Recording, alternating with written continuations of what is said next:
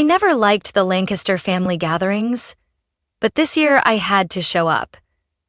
In a simple navy blue dress, I stood near the bar in the grand hall of Uncle Harold's mansion, quietly observing the booming laughter, the mutual flattery, and the self-satisfied glances, like everyone was competing for the lead role in an elite drama. The towering crystal chandeliers reflected off the mirrored walls, creating a dazzling, almost suffocating space. The scent of expensive perfume mixed with the gleam of polished walnut floors made me feel like I was standing in a museum of so-called status. They, the ones with Lancaster blood, always knew how to turn every gathering into a power display. I had just lifted my champagne glass to my lips when Aunt Margaret's voice cut through the classical music, sharp as scissors. "Victoria, goodness, I almost didn't recognize you. Still working as a secretary at, what was it again? Apex Consulting?" I smiled, keeping my gaze calm while my heart beat steadily. "Executive assistant, Auntie, and yes, still at Apex." She raised an eyebrow, a familiar move whenever she was about to pass judgment. "Well, haven't moved to a real company yet? You should consider it, you know. You could be doing so much more, if you used your time wisely." I didn't respond. Not because I didn't want to, but because I was far too used to comments like that. In their eyes, women in this family either married powerful men or worked in support roles, always supporting men. "You know," another voice chimed in, smug. It was Alex, my cousin, recently appointed deputy executive director at his father's firm just 2 months ago. "If you ever want a real job, I can talk to Dad. Our legal department is looking for someone to draft contracts." I hid a smile by taking another sip. If Alex knew I had just approved a $38 million restructuring contract last week, he probably wouldn't have said that. "Thanks, but I'm happy with my current job." Alex scoffed. "Well, good. Just remember, stability doesn't mean success." That line, no doubt memorized from some leadership seminar for newly promoted execs. I said nothing. I just recalled a recent email from my company's communications department, reminding me to prep for an interview with Forbes Business Weekly. My eyes wandered around the room, where my relatives proudly discussed construction contracts, financial projects, investment strategies. Most were men, all in navy suits and expensive watches. The few women present were mostly wives or girlfriends, dressed to impress, but no one mentioned their careers. The Lancasters never hid their favoritism toward men. It was practically embedded in their bloodline. Women in this family were only praised when they were in the background. A wife with social grace, a daughter with a clean image, a dependable secretary. Nothing more. I once tried to prove I could be more. But the year I graduated with an MBA from Wharton with honors, all I got from them was a bouquet. No card, no celebratory dinner. When I pitched a proposal to transform small businesses through agile consulting models at a family gathering 7 years ago, they laughed. "Consulting?" Uncle Harold had said, loud enough for the maid carrying drinks to pause. "Victoria, let the big firms handle that stuff. You should be thinking about settling down." That night, I left Uncle Harold's mansion with one goal. I would build my own empire. Quietly. And one day, they would have to listen. I chose the name Apex Solutions because it evoked the summit, the place I was headed. It started with just me and an old laptop, working from a rented office above a shoe repair shop in Milwaukee. But I had something they didn't. A clear vision, a sharp strategy, and a restructuring approach major firms hadn't dared to try. 7 years later, Apex has become a known name in corporate restructuring, but to the Lancasters, I'm still just Secretary Victoria. I looked at the glass in my hand, the light catching the thick rim like all the times I'd been underestimated. I finished my drink, set the glass down, and smiled. They never knew that the secretary they looked down on had blocked more than a few massive acquisition deals they thought were already theirs. And tonight, as they eagerly shared stories about new contracts, I waited for just one moment. The moment someone casually mentioned the name Apex. When that happened, I wouldn't need to say a word. All I'd do is smile and let the truth slowly unfold. I still remember that winter night clearly. The night every bit of belief I had in family finally crumbled. I was only 26 then, just under a year out of my MBA program. Fueled by the passion of youth, I believed that if I presented my ideas clearly enough, I could convince them, the heads of the Lancaster clan, that my proposal wasn't just feasible, it had the potential to reshape the future of small business consulting. I had prepared meticulously. Presentation slides, market reports, business models, a 3-year strategy. Everything neatly stored on the black USB drive I'd kept since college. I stood in Uncle Harold's meeting room, where the polished mahogany reflected the warm yellow lights, and began my pitch. For the first 10 minutes, they maintained polite expressions. 10 minutes later, a faint chuckle escaped from Uncle Raymond, who managed the family's real estate investment chain. By the 30th minute, Uncle Harold couldn't hold back anymore. "Victoria, you're a smart girl, but you've got your head in the clouds. Small business restructuring consulting? Who's going to believe in you? What experience do you have? You've never run a company." "That's why I'm starting with small businesses. I have a plan to grow steadily, forming strategic partnerships with—" "Enough." His voice was cold. "If you really want to work, come to my office next week. I'll get you a spot in the records room. Start with the basics." The room fell silent, except for the soft laugh from my cousin Marcus, who had filed for bankruptcy 3 times in 4 years, but was still seen as promising. That night, I left the mansion with one decision. I would do it on my own, without a single one of them. I started with the small amount I'd saved from years of part-time work and postgraduate scholarships.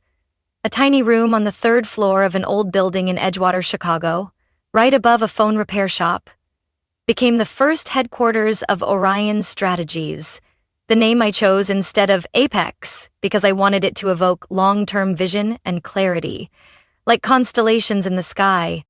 At first, there was no sign, no receptionist, no polished office, just me, an old desk, and an unshakable belief that I was doing the right thing. I handwrote every business plan for my first client, a print shop drowning in debt and operating costs. They came to me because they had no other options. I spent nearly 2 months living in their balance sheets, accompanying them to every bank meeting, renegotiating every supply contract. When their revenue rose 19% in a single quarter, the name Orion Strategies began to circulate in local business circles, like a rumor no one could confirm. I knew if I wanted to go further, I had to stay hidden. I hired an old friend, a corporate law expert, to act as my legal representative. I signed all documents as an independent advisor. I declined every interview. When clients came in, I was the project assistant. When they left, I was the one coordinating every strategy. Every employee I hired, from analysts to accountants, signed a confidentiality agreement. They didn't know I was the founder. They only knew me as Victoria, the one who keeps everything running smoothly.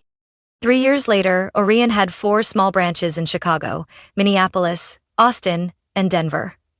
Though no one knew my name, I had successfully negotiated contracts with 3 retail chains and a tech company on the brink of collapse. I kept myself out of every photo, every press conference, every industry event. Not because I feared being exposed, but because I wanted to steer every step myself. No spotlight distracted me. No handshake threw me off course. I vividly remember one night, walking past the office after a late meeting. The glass door still glowed faintly with the blue light from the projector, a few documents scattered on the conference table. I paused to look through the glass and saw my reflection, not the woman in a plain dress, silent at a Lancaster family gathering, but someone slowly gaining real power. The power of knowledge, perseverance, and strategy. No one in my family knew. To them, I was still Victoria, the unmarried niece working as an assistant at some company they'd never heard of. But I was quietly building an empire, solid, steady, and increasingly impossible to overlook. And I knew the time for them to see who I really was would come. 6 years after I opened that first tiny office, Orion Strategies had become a name that couldn't be dismissed in the corporate restructuring field. But the point wasn't the reputation, it was the way we operated. Quietly, strategically, and most importantly, anonymously. When the stock market started to fluctuate, when family businesses began to crumble from supply chain disruptions, and when major corporations smelled opportunity for acquisitions, that was when Orion became the name many business owners called as a last chance. We didn't launch loud campaigns, no PR blitz, no CEO talk shows, no magazine cover interviews. Everything started through discreet referrals among executives.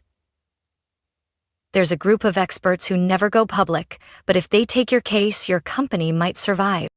That discretion helped us stay off the radar of speculators, especially those at Lancaster Holdings. I discovered a truth that was both bitter and, in a way, fitting. The very company run by Uncle Raymond, the one who once scoffed at my business proposal, was leading the charge in acquiring struggling family-owned businesses. They didn't restructure. They split, sell cheap, and erase the trail. And so I began to shift my focus.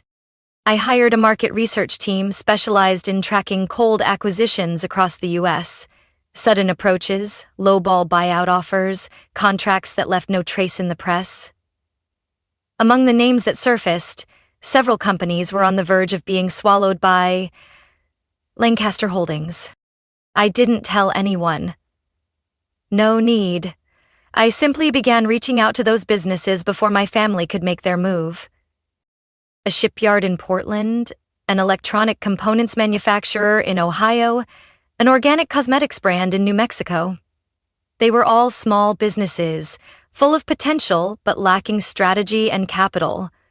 And they were all ready to sell, thinking there was no way out. But when they received an email from an unfamiliar address, with a message saying, "Let us review your books before you sign any deal," at least half of them agreed to a meeting. And after that meeting, most of them chose Orion. We didn't just save them from collapse. We gave them a 90-day action plan. Restructuring operations, renegotiating supplier contracts, reorganizing cash flow, and, most importantly, building a sustainable roadmap for at least the next 2 years. All executed by top-tier experts, carefully selected and following the exact strategy I had laid out. With every successful case, Orion not only earned a generous consulting fee, but also quietly shut down a takeover plan from none other than my own family. The one I remember most was the deal in Seattle. A medical equipment manufacturer called Caldwell Instruments was under pressure from Lancaster Holdings. I flew out there and personally attended the meeting. Still under the title of strategic assistant, I quietly took notes, observed, and organized documents in front of the CEO. No one knew that every major decision was being made by me, step by step, through gentle suggestions from senior advisors I had trained. When I walked out of that meeting room, the Seattle sky had opened up with rain. I stood under the awning, looking toward the high-rises glowing with city lights. I knew that somewhere, in a fancy office in Manhattan, Uncle Raymond was fuming after realizing his prized deal had just been stolen by an invisible rival. But they still didn't know it was me. To the staff, I was still just Victoria from internal analysis. I never signed my real name on any documents. Every email I sent came from a shared account. Even the original founders had no idea who was leading the company. I didn't need the spotlight. All I needed was to know that with each step, each small business we saved, I was reclaiming what they had once refused to give me. 10 years passed, and Orion Strategies had opened offices in 11 cities, managing a restructuring portfolio of over 80 businesses. But no one, not even my own family, could link my name to the empire they had grown to fear, but couldn't touch. I used to think secrecy was a form of protection. Now I understand it was strategy. A perfect strategy. And when my family realized there was an unseen force blocking their every move, it might already be too late to turn back. The call came at 8 p.m. on Wednesday. I was reviewing the Southern Region expansion plan when Maya, my direct assistant, walked in, holding the internal phone. Her eyes lit with something she had just discovered.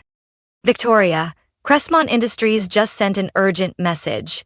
Looks like Lancaster Holdings is trying to pressure them into accepting a merger deal within 72 hours. And as far as I know, they reached out to Orion 2 weeks ago." I looked up and gave a small nod. I had expected this.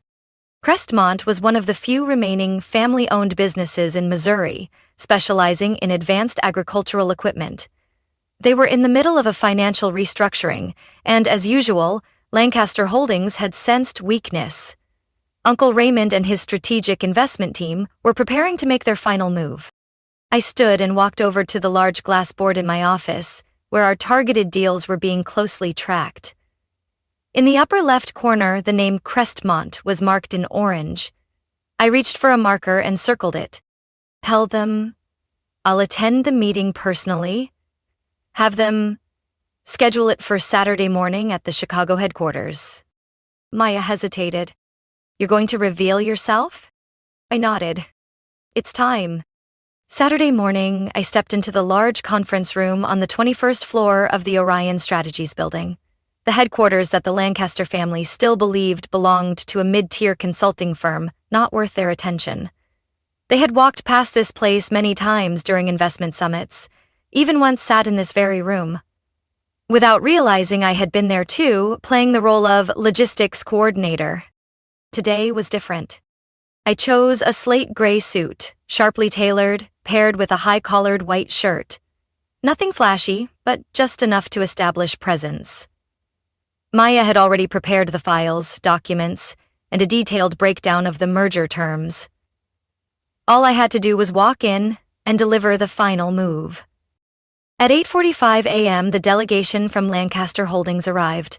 Leading the group was Uncle Raymond, wearing his usual confident demeanor, one hand in his suit pocket, a deep red tie standing out against a charcoal gray suit.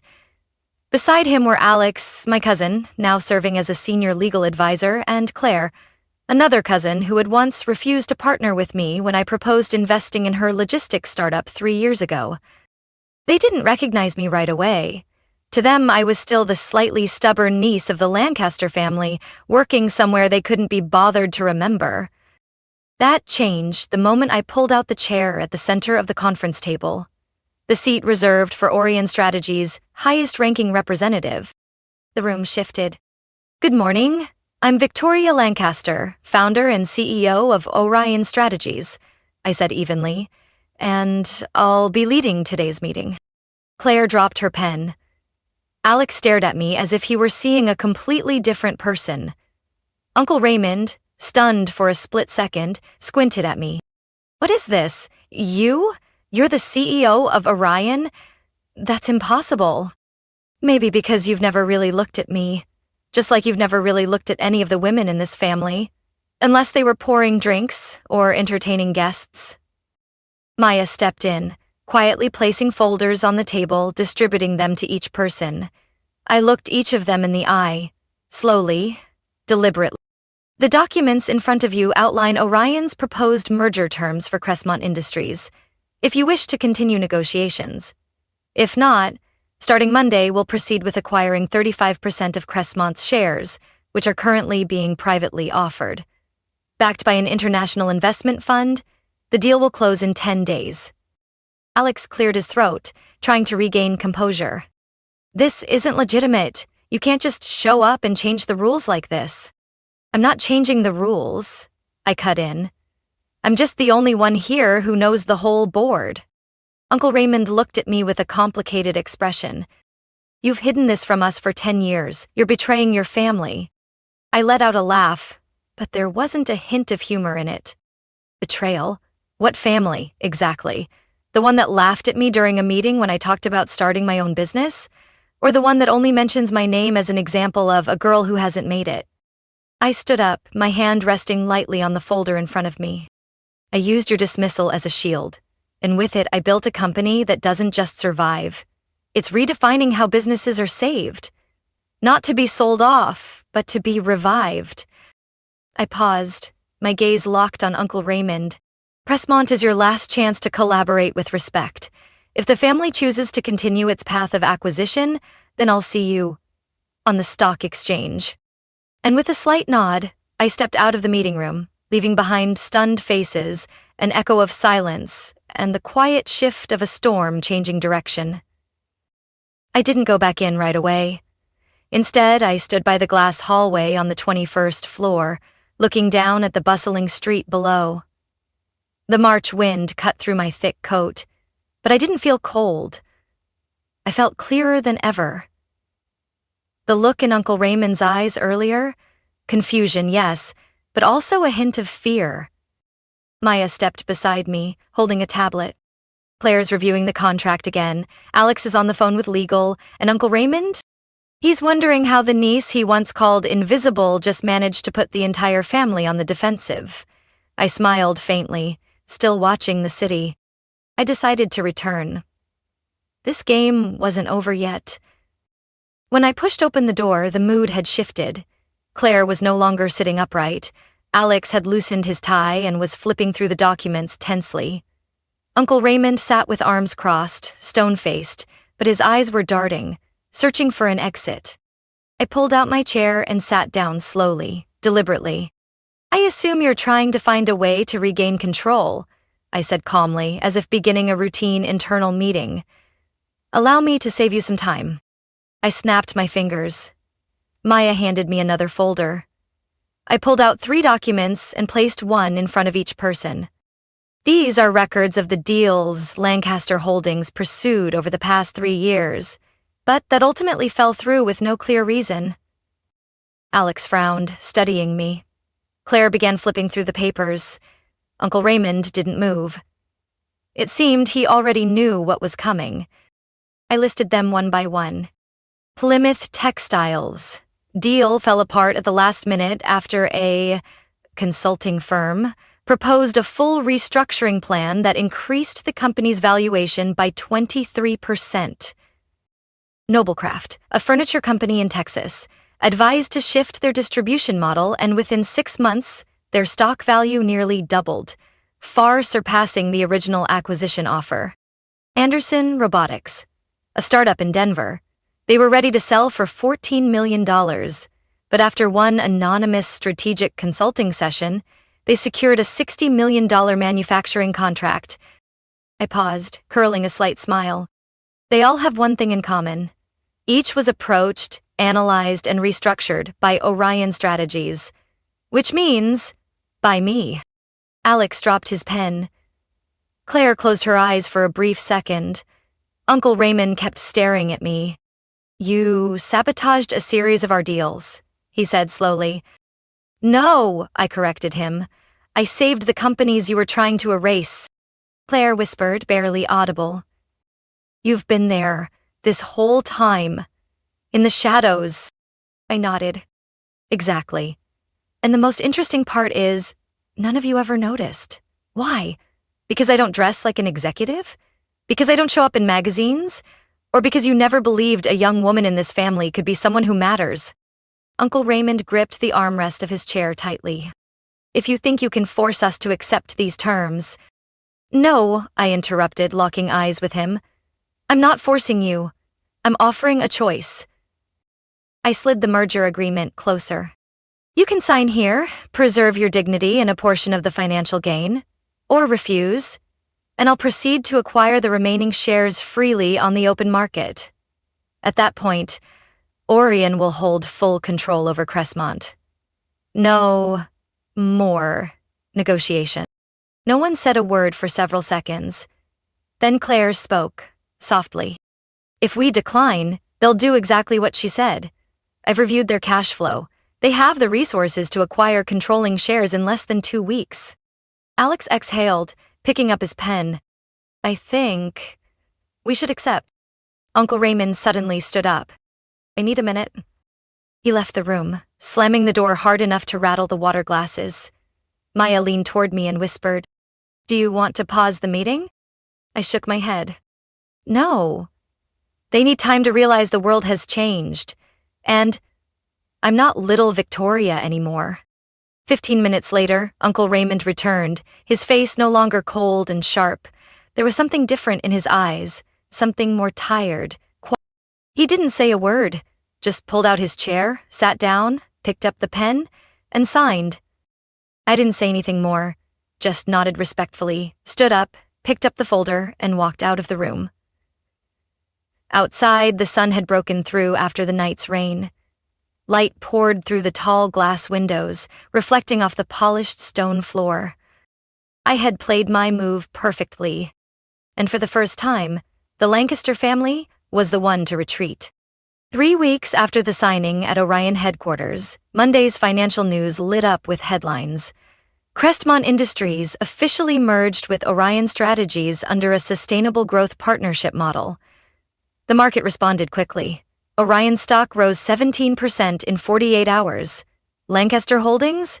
It plummeted. I sat in my office, watching the news ticker on the big screen. In the lower corner, my name appeared for the first time on national TV. Victoria Lancaster, the mysterious CEO behind this year's biggest business turnarounds. I turned off the TV. Success was never the destination. For me, this was only the beginning of a much bigger transformation. The special shareholders meeting of Lancaster Holdings was scheduled the following week. For the first time in the company's history, a woman, me, was nominated for a seat on the board of directors.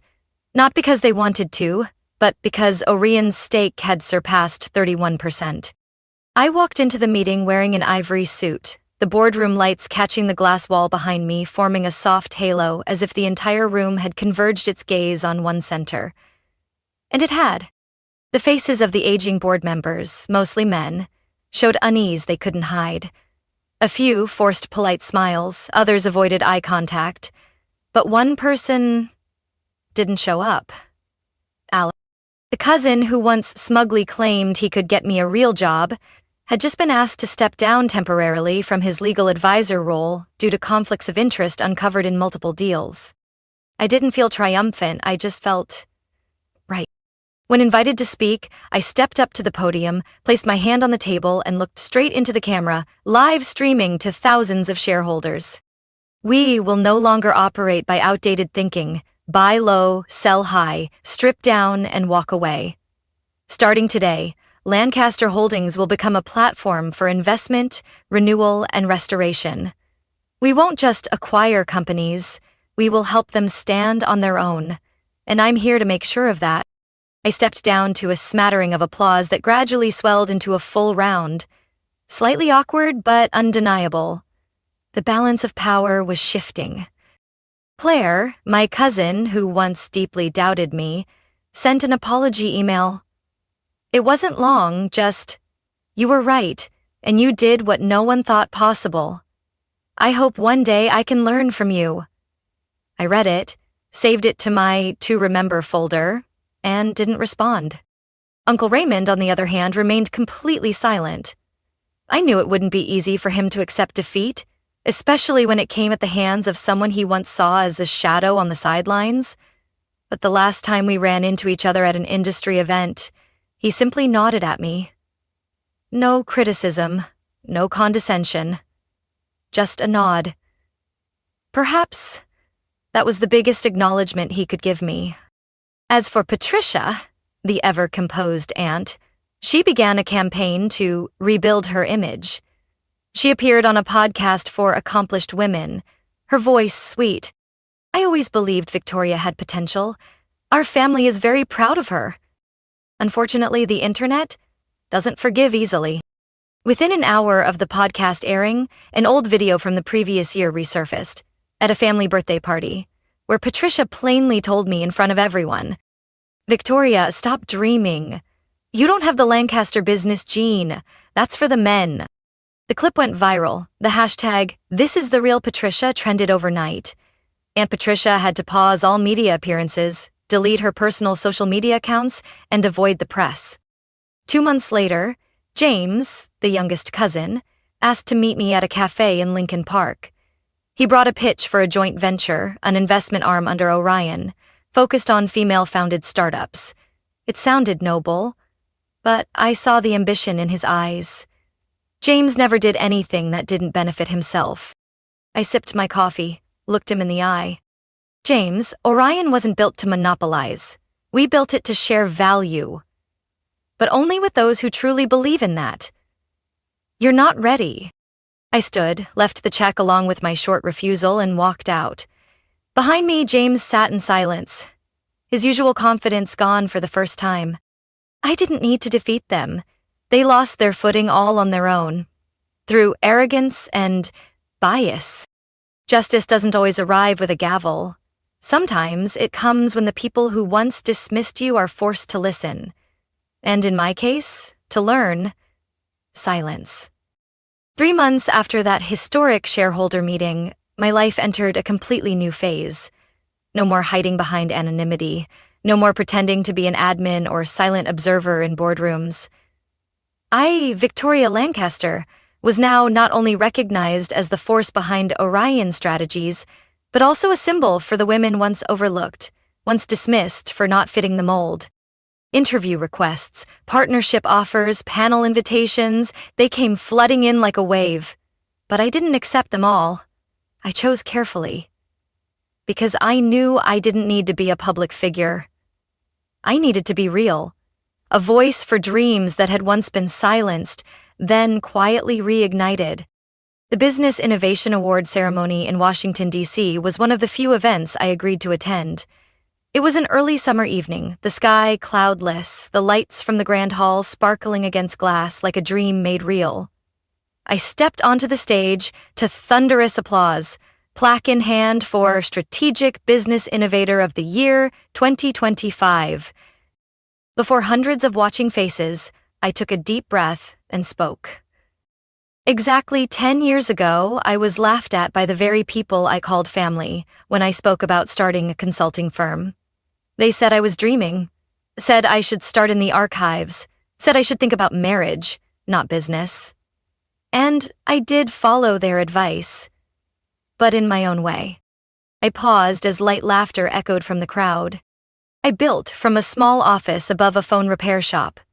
I quietly observed, learned, and step by step, created what you now call success.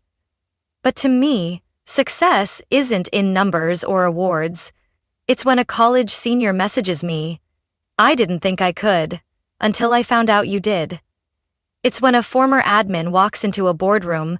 As a leader, the room went silent. Then, the applause erupted, long and unrelenting. After the event, I was invited to speak at over a dozen universities and women-led startup organizations. I shared my story. Not to brag, but to be honest. I spoke about the moments I wanted to give up, the nights alone surrounded by reports, the times I turned down opportunities because I wasn't ready to step into the light. And in return, I saw their eyes light up, something I once thought I'd never get to pass on. A month later, I received a pale brown envelope. No return address, just a handwritten line. "Victoria, for your eyes only." Inside was Uncle Raymond's resignation letter. It was brief, just 1 page. But every sentence made me pause. Victoria, I once believed I knew everything. I believed business was about power, speed, and control. But you've shown me another way. Smarter, more human. I'm stepping down from the Lancaster Holdings board. It's time for people like you to lead the next generation. I misjudged you. And I'm sorry.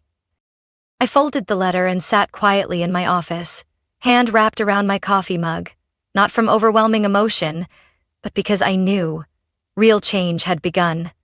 Not just in me, but within the very system that once boxed me in. I didn't keep the letter as a trophy. I tucked it into the first page of Orion's New Generation Strategy Journal. As a reminder, sometimes justice doesn't come through thunderous judgment, but in a humble handwritten note, arriving right on time, from the person you thought would never change. A few weeks later, I hosted the first meeting of the Next Foundation, a venture fund supporting women-led businesses across the Midwest. Sitting beside me were former assistants, teachers, nurses, single mothers, and women who once never imagined leading. Now, they were pioneers. I looked at them, then back at my own journey. And I knew my true legacy isn't the company I built. It's the freedom I leave for those who come next. The freedom to dream, to begin again, and to believe. No one has the right to say they can't.